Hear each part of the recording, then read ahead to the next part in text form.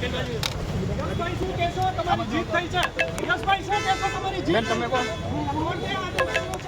તમારી સાથે મોકલવાની. પિયુબેન શું કહેશો? તમારું અપહરણ કરવામાં આવ્યું હતું કે કેમ?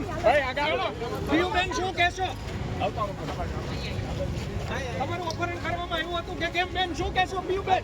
ભાવનગરની એક ઘટના જેની ચર્ચાઓ ખૂબ થઈ. એક છોકરી એક છોકરા સાથે પ્રેમ લગ્ન કરે છે. પ્રેમ લગ્ન કર્યા પછી એ છોકરી પાટીદાર હોય છે અને છોકરો એ બ્રાહ્મણ હોય છે. પરિવાર, દીકરીના જે પરિવારવાળા છે એને આ લગ્ન મંજૂર નથી હોતા. થોડા સમય પછી એ દીકરી અને જમાઈને ત્યાં સમાધાન માટે ઘરે બોલાવે છે. પછી દીકરીનું અપહરણ એના પરિવારવાળા જ કરીને રાખે છે અને એ જમાઈ અને એના પરિવારવાળાને ખૂબ ખરાબ રીતના મારે છે. એ જે છોકરો છે એનું નામ યશ છે. યશ ફરિયાદ કરે છે અને પછી એ છોકરીને પોલીસ રજૂ નથી કરતા, એનું નિવેદન નથી લેતા એવી કમ્પ્લેન કરવામાં આવે છે. અને ગઈકાલે પછી એ છોકરી પિયાને કોર્ટ સમક્ષ રજૂ કરવામાં આવે છે. કોર્ટ સમક્ષ પિયાએ પ્રેમીનો સાથ આપ્યો કે પરિવારનો, તેના પર વિસ્તારથી વાત કરીએ. નમસ્કાર, આપની સાથે હું છું પાયલ.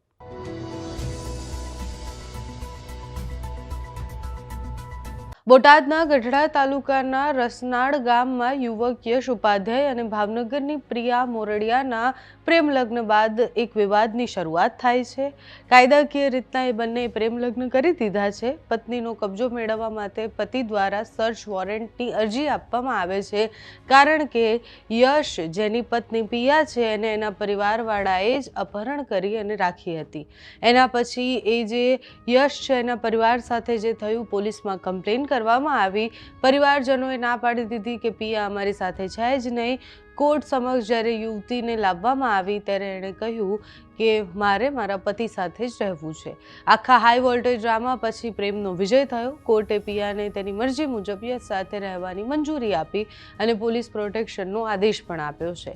ભાવનગરના નીલમબાગ પોલીસ સ્ટેશન વિસ્તારમાં પ્રેમ લગ્ન કરનાર એક બ્રાહ્મણ યુવક અને તેના માતા પિતા પર યુવતીના પક્ષ દ્વારા હુમલો કરી અને પછી યુવતીનું બળજબરીપૂર્વક અપહરણ કરવામાં આવ્યું હતું. આ ઘટના પછી પોલીસે એવું કહ્યું કે યુવતી એવું સ્વીકાર્યું છે કે એનું અપહરણ થયું જ નથી. એના પછી જે સાસરી પક્ષવાળા છે એ બધાએ સર્ચ વોરંટ જાહેર કરવાનું કહ્યું અને એના પછી એ યુવતીને ગઈકાલે કોર્ટ સમક્ષ રજૂ કર્યા. કોર્ટ સમક્ષ રજૂ કર્યા પછી યુવતીએ પોતાનું સ્ટેન્ડ ક્લિયરલી કહી દીધું કે હું મારા પતિ સાથે રહેવા માગું છું, મારે મારા પરિવાર સાથે નથી રહેવું. એટલે કે એ યુવતીએ કોર્ટ સમક્ષ એવું પણ કહ્યું કે મારે પોલીસ પ્રોટેક્શનની પણ જરૂર છે, આગળ જતાં કંઈ જ ન થાય એના માટે. કોર્ટે પોલીસ પ્રોટેક્શનની પણ હા પાડી દીધી અને છોકરીને છોકરા સાથે રહેવા માટેની મંજૂરી પણ આપી દીધી. ગઈકાલે કોર્ટમાં શું થયું, વકીલ શું કહી રહ્યા છે, બ્રાહ્મણ સમાજના આગેવાનો પણ ત્યાં આવ્યા હતા, એમનું શું કહેવું છે તે સાંભળીએ.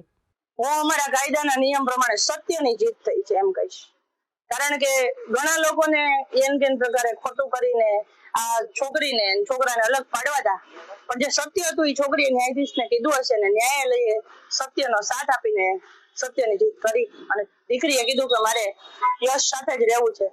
આથી પોલીસ પ્રોટેક્શન સાથે ન્યાયાધીશે ઓર્ડર કર્યો અને બંને સાથે અત્યારે ગયા. બે દિવસમાં ઘણા એવા વળાંકો આવ્યા, યુવતીનું સ્ટેટમેન્ટ ફરી ગયું, પાછું કોર્ટ સમક્ષ પણ સ્ટેટમેન્ટ જે ફરી ગયું. પોલીસની કેવી રોલ હતો આ બાબતે? પોલીસનો રોલ મારા અનુભવ પ્રમાણે વન સાઇડ હતો, એક પક્ષકાર જેવો હતો કે જ્યારે ખબર છે કે આટલું બધું માર્યા છે, આ છોકરાને આટલું વાગ્યું છે, એના મમ્મીને આટલું વાગ્યું છે, છતાંય આજ દિવસ સુધી એના પર સામેવાળા પર કોઈ એક્શન નથી લીધા. તો જ્યારે અમે કોર્ટમાં અમને ખબર પડી ગઈ કે અમને ન્યાય નહીં મળે, કારણ કે એફઆઈઆરમાં અમારે વાર લાગી.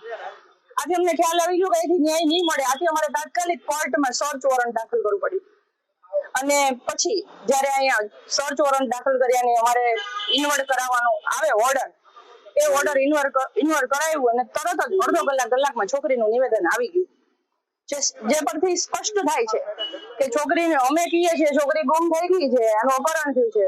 પોલીસને ખ્યાલ હતો ક્યાં છે, છોકરી સાથે શું થયું છે, તરત હાજર થઈ ગઈ. એ જ રીતે આજ સવારે એને હાજર કરવાની હતી ત્યારે પોલીસે કીધું છોકરીનો ફોન સ્વિચ ઓફ આવે છે. પણ અંતમાં ભલે જ્યારે લેટ તો લેટ, મોડું તો મોડું, પણ છોકરીએ સત્ય કીધું ને સત્યની જીત થઈ. છેલ્લો પ્રશ્ન, જે રીતે યશે જે ફરિયાદ આપી હતી, અપહરણની ફરિયાદ આપી હતી, કોર્ટમાંથી શું નિર્ણય આવ્યો? એમના જે દીકરીના માતા પિતાને એમના મામાની જેમની પર અપહરણની ફરિયાદ લાગુ પડશે કે કેમ? અત્યારે જે અમારો કોર્ટમાં કેસ દાખલ થયો હતો એ સર્ચ વોરંટ નો હતો.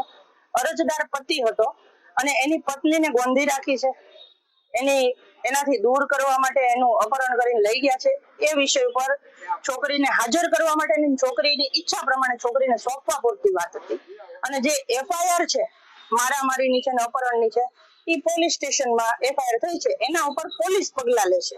અત્યારે ન્યાયાધીશે માત્ર ન્યાય છોકરીને કોની સાથે રહેવું છે એના માટેનો કરે છે.